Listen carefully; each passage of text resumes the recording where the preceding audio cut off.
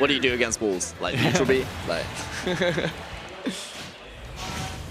Well, more than sure that TamaPDaifuku, with his experience against the 10 billion Steve players that reside in Japan, will have more than enough of an answer to be able to at least fare a good game against the best of the best here, who was already potentially SD'd, unless, obviously, the Steve tech putting him back on stage.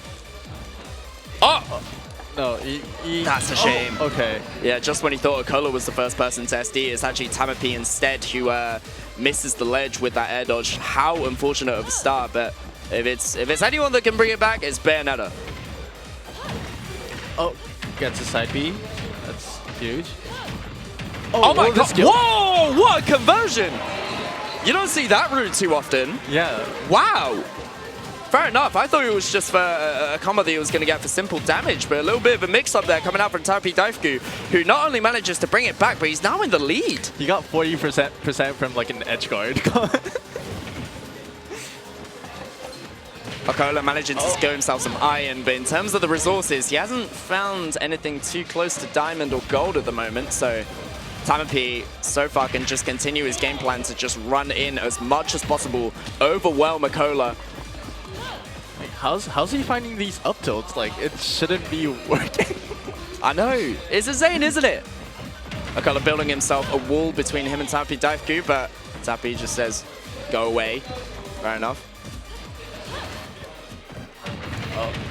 RBL shield. Can't find any extension off of it, but a quick nair sends Acola away. TamaP slightly on the back foot in terms of stage positioning, but all TamaP needs practically is one up tilt.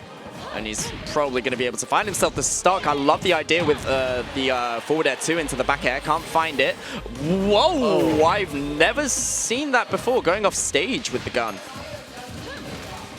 Okay, Bayo does have a little trouble killing. Such as classic Acola. F-smash out of absolutely nowhere. Why would you F-smash there, and why is it connecting? Let F smash. Classic Acola. TamaP is going to have to play as careful as possible. Outspacing the F smash.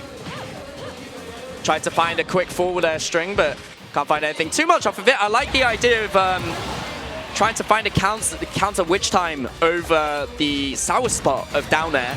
Almost worked out, but regardless, at the end of the day, both players managing to take the stocks to even percents. Last stock situation for this game, one after everything. TamaP looking really, really good. Reminder that he SD'd practically at 0, so he's doing very good to catch up at the moment. Finds an up air, but good DI from Acola to avoid anything off of the platform. That was very clutch. Good awareness. Completely even in percents. Yep. Avoiding the grounded side B. Finds an up tilt into a forward air. Simple damage, but it's more than enough to put TamaP in a scary position. Simple damage coming out from TamaP as well. Oh. Which timing? 2 ABKs, doesn't get the job, and that kills Steve! But there it is, good awareness from Acola at the end of the day to be able to find that up smash on the platform. Obviously is gonna kill. And there you go, Acola up 1 game. TamaP had some good fight in him after such a horrible, unfortunate SD at the beginning. But if anything, that is a very good sign of things to come for the man. For what I think chat reminded me that he's the 20th seed of the tournament, which is absurd that he's managed to come this far. But I mean, TamaPDaifuku at the end of the day, he's Mr. Upset. So here we go. Coming into game 2, back on small battlefield. Dash tag going a little too preemptive, and a hard punish on Acola, who manages to get himself a quick 50. TamaP finding a forward air, ABK off of it, but... Oh, that doesn't connect, that was strange. Whoa, whoa, whoa, whoa, whoa, whoa, TamaP, get back, get back, get back, get back. Okay, oh god, it scared me. I feel like every time, we had this conversation last time we commentated TamaP in top 4, it's like every time we see him go off stage, we're like, can he get back? Are you sure he could get back? Like, you're going very low here. But TamaP always finds a way. Yeah, like, last game too, like, when he SD'd, like, I couldn't say anything about it until he literally died. Yeah, you needed to see with your own eyes, right? Yeah. It's like, is he dead? Yeah. Oh, perfectly placed back air. And someone said Bayonetta can't kill? Hang on a second. TamaPDaifuku, well, he can't. She can't. TamaPDaifuku finding a very early kill, 64% only taken, and these are the types of leads that are very healthy in order to be able to take Steve out, because Steve, always the comeback character, but if you have healthy enough of a lead, you might be just about fine when it comes to how the game ends. Oh, platform. Finds a back air to cover the neutral get up. Very smart. Oh, okay, up tilt, up smash, classic, but TamaPDaifuku DIing out the correct way. Avoiding the anvil, Acola getting himself back on stage just to up smash again. He, as you can very clearly tell, he is desperate for this kill at the moment. Granite Wish Fist looking for the air dodge, and that was beautiful. That almost didn't kill. Yeah. But I mean, across stage, mate, come on. Oh, catches the air dodge again. Good damage. He's just catching every single defensive option coming out from Acola right now. The forward air surely is enough. Oh, it does. Okay. Standard stuff. Standard stuff going out from TamaPDaifuku. That is what you expect from one of the most prolific Bayonetta players in the world, showing Acola, hey, Bayonetta can do it too against Steve, man. Bayonetta can do it too. I mean, we have these conversations all the time, don't we, about how, like, Steve, at one point, Acola looked absolutely indestructible, proving that Steve might be, by and far, like, the best character in the game with 0 bad matchups. And then, like, one by one, with every grand finals against Steve, like, one player would take one game against Acola and be like, hang on a second, is ZSS the answer to Steve that we were all looking for? And then Acola would just watch them at the end of the day. I remember people talking the same about Bayonetta. I mean, last time, if I remember correctly, Acola did clutch out against TamaPDaifuku. I might be wrong. Oh, nice nil. But hey, Tapi has a chance to prove that wrong today. So far, it's not looking so yeah, so far, no. This game. But if we know anything about the first game, it's that TamaPDaifuku more than capable of absolutely melting your stock just as much as Acola can with Steve, who is currently about to do that 2 stocks in a row. I might be eating my words if Acola manages to hit this F smash, up smash rather, sorry. Oh, nice. Good SDI yeah, down. SDI down. Acola knows which way to go there, and we're looking a little rough at the moment. Hang on a second. No second witch twist. Acola's fine for now. 64% taken only. TamaPDaifuku kind of slightly on ropes here. Uses the wooden block to manage to regain some composure, but Acola's minecart is just too strong. Oh, now they're in the house. Oh god, oh god, oh god, oh god. That was 42%. Acola looking the most comfortable that he's been so far in any of these games at the moment. Smashville just a little, making TamaPDaifuku a little too claustrophobic from what it seems. TamaPDaifuku though just reacting to Acola's F-Smash with an F-Smash of his own that outspaces it, but just doesn't do enough damage. If I remember correctly, Bayonetta F-Smash is like one of the weakest F-Smashes in the game in terms of damage. Oh, really? Yeah, I'm pretty sure I read something like that somewhere. And the hitbox is huge. So Hitbox is huge, so it compensates, obviously, but yeah. Okay, buddy. Okay, Acola. You're getting a little too far ahead of yourself. Topi obviously going to be able to punish you for that, but when you're at last hit, I mean, how much does Acola care at the end of the day? Looking to be able to clutch this one out, and he's just watching. He's just watching, scouting out your options. Simple up smash is going to be all it takes for him to be able to find the stock. Game 3 ending in, I think that was a JV3? I think it was a JV3. Maybe? Yeah. Acola's so proficient when it comes to kills and his percents. I mean, Steve obviously having loads of different options to kill you from very early. Practically the opposite of Bayonetta. But, ooh, the character switch? I wonder what stage we're on. Are you sure? Hang on a second. I mean, this is a good matchup. This is a good matchup for yeah. Pyra Mythra, so it makes sense. Hollow Bastion is the name of the game for this one. Acola switching to Pyra Mythra this time around. Saw the people in the chat saying he was carried. Hang on a second. I can do it with this character too. Acola with so far a fairly good start, but TamaPDaifuku with the aggressive option off of the ledge. Puts Acola at 60%. The damage output from Bayonetta. He's so intimidating. He saw the SDI down and then changed his combo routes to for that SDI.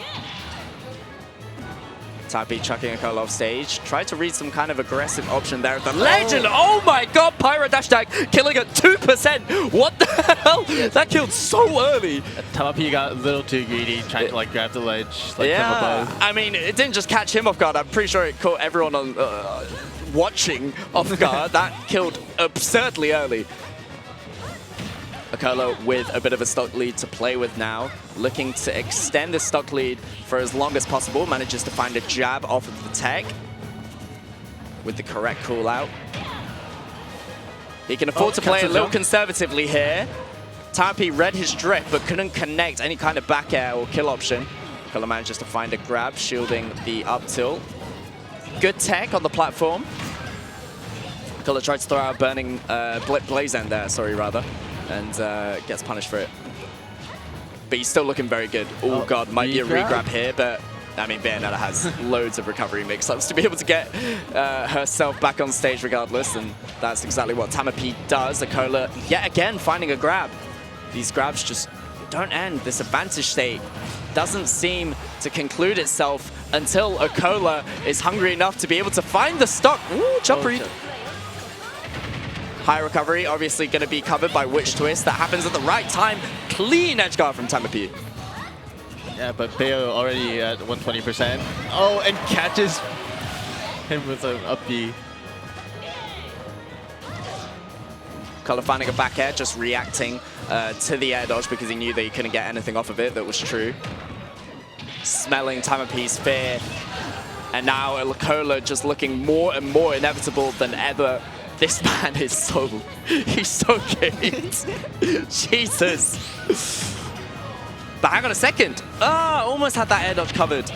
He just can't get gimped, so like I think TamaPD needs to look for those. Yeah, it's true, but at the same time, like he needs to be able to be as prolific as possible with any chance that he gets in gimping Pyra Mythra at the end of the day, which if you're missing those, then Acola might be able to run with it at the end of the day, and Foresight working out in Acola's favor. Puts TamaPD in a bad spot. This might be the end of his miracle run if Acola clutches this one out. Rolling in and out, but still as eager as ever to find that kill. TamaPD throws him off stage. Acola with the high recovery. TamaPD can't do anything about it. Jump Blaze End, and the last hitbox of Blaze End connects with TamaPD. I think he tried to like witch time it. Yeah, oh my god. The camera switcher knows more than me, apparently. He was like, yep, that kills. I know Pyra Mythra inside out. But yeah, the max rage was more than enough for Acola to be able to find that kill, and there you go. 2 games with the Steve, 1 game with the Pyra Mythra, packing up TamaPDaifuku, and 3-1 in his favor. Acola moves on to loser's side finals, where he fights Shuton, isn't it? It's Shuton.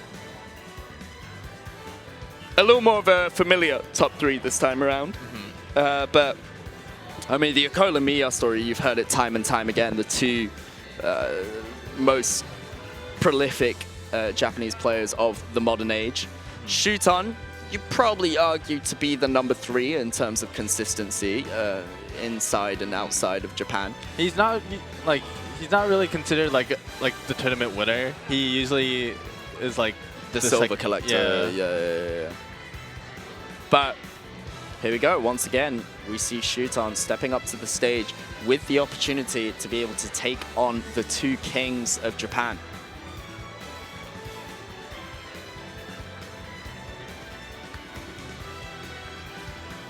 You think Shuton can do it? Because let's be honest here. We know how it usually goes. It's always Acola Miya Grand Finals. It's always who wins this one between the 2. It's fun to watch, but from a casual perspective, you've seen it many times. We get it. That instantly makes Shuton the underdog that you want to be able to support, right? It's funny how like Shuton can be considered an underdog. Which is funny, right? Because if Shuton was playing in America, trust me, everyone would be like, oh my god, get him out of here, you know? Yeah. But Shuton, currently, I mean, he's the one guy that consistently manages to take games from and sometimes even sets from Acola and Mia. So, you know, I understand how the people just can't help but support him at the end of the day. So, I mean, we still have, oh my god, we really have a lot of people. Yeah, Jesus. Japan ride and die for their top players. And this is like the perfect time to like talk to like the foreign players too. Yeah, that's true. It's been like a little while since like they got out of the bracket, so like they're more probably like comfortable in talking to people.